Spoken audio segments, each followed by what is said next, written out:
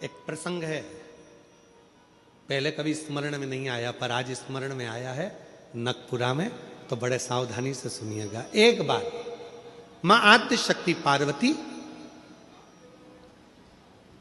अपनी सखी गजमुखी के पास गई।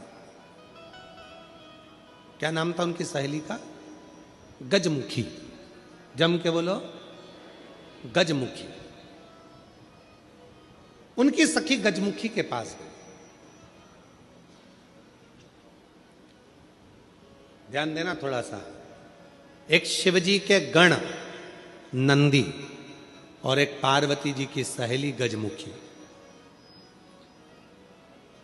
कहते हैं शंकर भगवान के गण नंदी इतने सुंदर थे, इतने सुंदर थे कि उनको देखकर अप्सराएं भी उनकी ओर आसक्त हो जाती थी। इतने सुंदर, इतने सुंदर। तब बाबा देवादिदेव महादेव की आराधना में नंदी लग गए। शिवजी ने कहा वर मांगो, तुमको क्या चाहिए? तो कहा कि मेरा मुख बदल दो, मुझे ये मनुष्य का चेहरा नहीं चाहिए। क्यों? अगर ये चेहरा रहेगा तो लोग मेरी ओर आसक्त होंगे और मैं आपकी भक्ति नहीं छोड़ना चाहता, इसलिए मुझे ये चेहरा हटाकर आप नंदी का चेहरा लगा दीजिए और मुझे आपका शिष्य बना दीजिए। दूसरे नंबर पर है माता पार्वती जी की सहेली गजमुखी।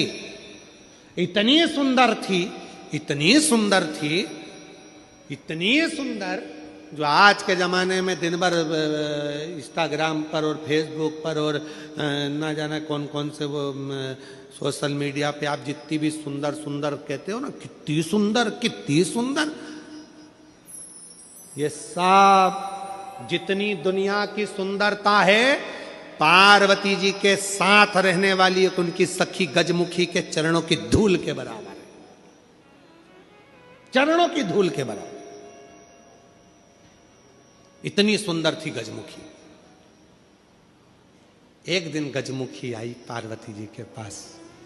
गौरा, गौरा, गौरा। गौरा ने कहा क्या बात है, क्या हो गया? एक वर चाहती हूं तुमसे। क्या वर है? बस मैं चाहती हूं कि जब भी मैं तेरे साथ चलूं पूरी दुनिया की दृष्टि केवल तुझ पर रहे, मुझको कोई ना देखे, ऐसा वर चाहिए। पार्वती जी ने कहा इतनी स्त्री की सुंदरता तो उसके चेहरे से ही होती है और तू ऐसा वर मांग रही? नहीं नहीं नहीं, मुझे बस तू वर दे दे, ऐसा वर दे दे। पार्वती जी ने कहा तुझे जो अच्छा लगे वो प्राप्त कर ले, मुझे हाथी का मुख लगा दे। हाथी का, ठीक है। गजमुखी हो गई पार्वती जी, बहुत सुंदर। अब एक बार गजमुखी ने नंदी से संवाद कर लिया। बहुत सुंदर प्रसंग है, थोड़ा ध्यान देना। पहली बार स्मरण में आया इसलिए उसको सुनाने का मन कर गया। बहुत सुंदर। गजमुखी ने नंदी से एक बार संवाद कर लिया। दोनों की खींचातानी होने लगी। नंदी कहने लगे भोलेनाथ जी के भार को मैं अपने कंधे पर लेकर चलता हूं, मेरी पीठ पर शिव और शक्ति दोनों विराजमान होते हैं, मैं उन दोनों को भ्रमण कराते रहता हूं। देखा मुझ में बल, मैं शिव और शक्ति को अपनी पीठ पर बिठाकर घुमाता रहता हूं। गजमुखी सुनती रही, सुनती रही।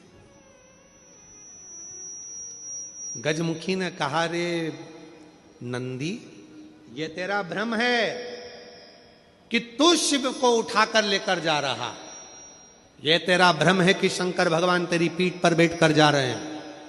शंकर भगवान को लंका का राजा रावण भी ले जाना चाहता था, पर भगवान शंकर ने अपने अंगूठे को, मात्र पांव के अंगूठे के नख को इतना सा दबाया था और रावण ने पूरा बल लगा दिया था तो नहीं उठा पाया था। जरा सोच नंदी, वो तो शंकर भगवान की कृपा है तुझ पर, इसलिए शिव जब तुझ पर बैठते हैं हल्के हो जाते हैं, इसलिए तेरे साथ चले जाते हैं। पर नंदी मानने को तैयार नहीं। जब नंदी नहीं माना, तब गजमुखी ने कहा कि नंदी मेरी बात मान ले। नंदी कहते नहीं नहीं, अगर तुम कहती हो कि शिव हल्के हो जाते हैं भक्त के लिए, तो तुम ऐसा कुछ कर कर बता दो कि शंकर भगवान तुम्हारे कहने पर बैठ जाए। ठीक है। आज गजमुखी पार्वती जी की आज्ञा लेकर तप साधना में बैठ गई। शिव जी प्रसन्न हो गए। क्या बात है गजमुखी, क्या चाहती हो? इतने दिनों से तुम तप साधना कर रही हो पार्वती की, आज मेरी तप साधना? क्या हुआ? बोलो गजमुखी, क्या चाहती हो? गजमुखी ने एक बेलपत्र का पत्ता दिया और बाबा भोलेनाथ जी से कहा, बाबा मेरा निवेदन है, इस पत्ते को मैं हवा में उड़ाऊंगी, आप उस पत्ते पर क्या बैठ जाओगे? शंकर भगवान बोलने लगे, अकेला बैठूं या पार्वती को भी बैठाऊं? गजमुखी बोली, इतने से पत्ते पर पार्वती भी बैठ जाएगी? शिव जी बोले, पार्वती को बिठाऊं, साथ में गणेश जी को भी बिठाऊं कि रिद्धि सिद्धि को भी बिठाऊं? गजमुखी ने कहा, इतने से पत्ते पर गणेश रिद्धि सिद्धि बैठ जाए। शिव जी बोले कि कार्तिकेय को भी बिठा लूं, कि अशोक सुंदरी को भी बिठा लूं, कि जया विशारा सामरी बारी दौतली देव सबको बिठा लूं? इतना बड़ा परिवार सब बैठ जाएगा? इतने में शिव जी बोले कि भगवान विष्णु और लक्ष्मी को भी बिठा लूं क्या? कहा विष्णु लक्ष्मी, तू कहे तो ब्रह्मा ब्रह्माणी को, ब्रह्मा ब्रह्माणी, इंद्र इंद्राणी, 33 कोटि देवता इस पत्ते पर बिठा देता हूं, बोल गजमुखी। गजमुखी मुस्कुराकर बोली, ये सब तो नहीं, केवल आप बैठ जाइए। गजमुखी ने शिव नाम लेकर पत्ते को शिवलिंग पर चढ़ाने के लिए बस थोड़ा सा उसको नीचे की ओर गिराया। उतनी देर में उस पत्ते के अधर पर मेरा शंकर आकर विराजमान हो गया। मेरा शिव उस पत्ते पर आकर विराज। आवाज लगाई, नंदी जल्दी आओ। तुम कहते थे मुझ में बल है, मैं शिव को पीठ पर बिठाता हूं। तुमसे ज्यादा बल एक बेलपत्री के पत्ते में है, जो पूरे 33 कोटि देवता को एक पत्ते पर बिठा सकता है। एक बेलपत्र के पत्र में वो बल होता है, एक बेलपत्र के पत्ते में वो बल होता है, पूरे ब्रह्मांड को वो अपने में समेटे रहता है। तब भगवान शिव ने प्रसन्न होकर कहा, सुनो गजमुखी, आज मैं प्रसन्न हुआ, तुम्हें वर देता हूं। जब भी पृथ्वी पर मृत्युलोक में कोई पार्थिव शिवलिंग का पूजन करेगा और पार्थिव मिट्टी का जब कोई शिवलिंग बनाएगा, उस शिवलिंग को केवल थाली पर, पाटे पर या लक्कड़ पर नहीं, मेरा बेलपत्र रखकर जब उस पर कोई शिवलिंग का निर्माण करेगा, जो कामना वो चाहेगा उसकी कामना शिव उसी क्षण पूरा कर देगा, उसी क्षण पूरा। आप में से कितने लोग हैं जो पार्थिव लिंग का निर्माण करते हैं? हाथ उठाओ। करते हो सब? वैसे नहीं करते होगे तो सावन में अपन लोग सब मिलके ही करते। काय में बनाते हो? पात्र में। पात्र के अंदर जब शिवलिंग का निर्माण करते हो तो सबसे पहले नीचे एक बेलपत्र रखते हो? जम के तो बोलो, रखते हो ना?